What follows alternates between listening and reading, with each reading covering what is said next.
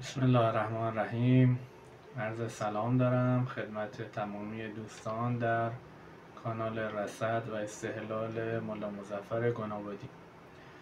خب این ویدیو رو گرفتم برای یه سری توضیحاتی که لازم هست خدمتتون ارائه کنم.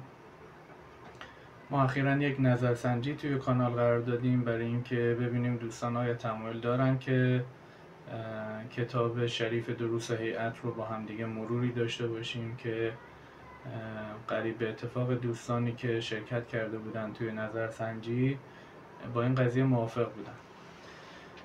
لازمه یه توضیحات خیلی مختصری عنوان کنم در رابطه با کتاب و مسیری که پیش رو داریم.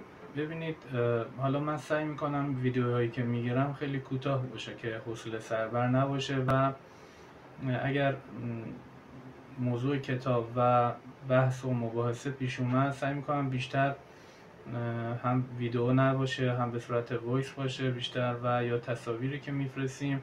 باز این هم بستگی داره به دوستانی که در واقع توی کانال هستن. هدف کلی ما از این کانال خب اون همونطور که نوشته بودیم اینه که ما بتونیم استهلال درستی انجام بدیم، با آسمان آشنا بشیم، با ستارگان و کواکب آشنا بشیم و همونطور که در گذشته هم به این صورت بوده که مردم با آسمان قرابت بیشتری داشتن، الان هم ما به همون سمت و سو بریم.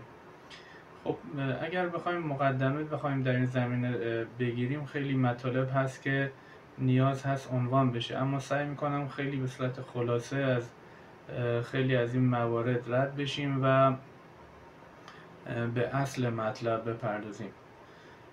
ببینید، علم نجوم که به بررسی کواکب و افلاک و ستارگان و حالات اونها و ارتباطات اونها میپردازه برای اینکه به صورت دقیق‌تر و بهتر بتونن منجمین به این کار بپردازن نیازمند یک سری علومی هستند که شاخه و شعبی از علم ریاضیات هست.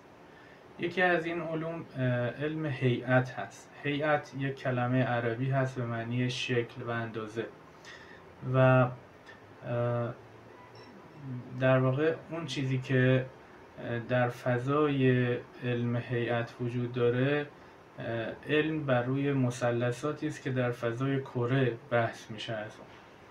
خب برای این که ما وارد این موضوع بشیم من اجازه میخوام که ابتدا این کتاب رو خدمتتون یه معرفی داشته باشم. ببینید این کتابی که حالا در دست من هست، این کتاب مد نظر هست که توی گروه هم گذاشتم و خیلی از مسائل علمی دیگری هم وجود داره که به واسطه این علم کمک میکنه به ما در شناخت و فهم دقیق از آسمان و پیرامون اونها.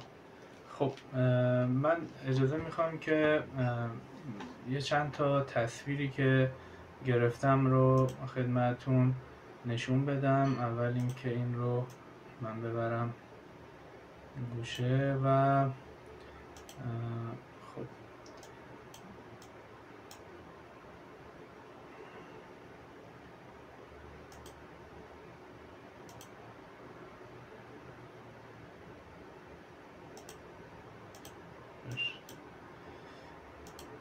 خب ببینید این کتاب رو ما داریم و این کتاب در واقع دروس هیئت و دیگر رشته‌های ریاضی هست که هر کسی توی هر که بخواد وارد این فن بشه نیاز هست که به مواردی که تو این کتاب گفته شده مسلط باشه.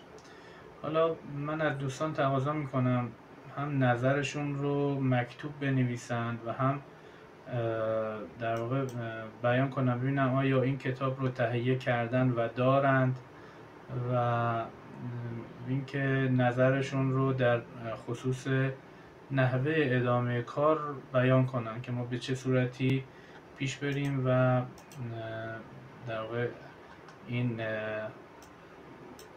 روند مباحثه به چه صورتی باشه. خدمت شما عرض شود که برای اینکه حالا انشالله ویدیو هم طولانی نشه، من توی ویدیوهای بعدی بعد از اینکه نظرات شما رو گرفتم وارد کتاب میشیم و خیلی تمایل دارم که دوستان نظرات خودشون رو بیان کنن و سعیمون بر اینه که خیلی عجله نداشته باشیم. هفته 2 یا 3 جلسه رو خواهیم داشت که خیلی به صورت کوتاه خواهد بود. یه ویدیوهایی سعی میکنم در نهایت 10 دقیقه بیشتر نباشه توی کانال قرار میدیم و دوستان هم مشارکت داشته باشن توی این قضیه که ما یک دلگرمی باشه برای ادامه کار و به این صورت بتونیم پیش بریم. بازم نظریات شما رو شنوا هستیم و راهنما و چراغ راه ما هست. انشالله که بتونیم این کتاب رو با هم مرور کنیم و به آنچه در اون قرار داره انشالله هممون مسلط باشیم و کمککاری باشه برای موضوع رصد و استحلالمون. حالا در کنار این کتاب تلاش بر این داریم که با حالا نرم افزارهای جانبی که در خصوص آسمان هست و افلاک و صور کواکب آشناییتی ایجاد کنیم به دوستانی که میخوان در واقع از همین الان اون آشناییت رو داشته باشن و این کتاب رو هم به مرور پیش بریم تا انشالله مباحث علمی پیاده بشه. ممنون از توجه و لطف شما و السلام علیکم و رحمت الله و برکاته.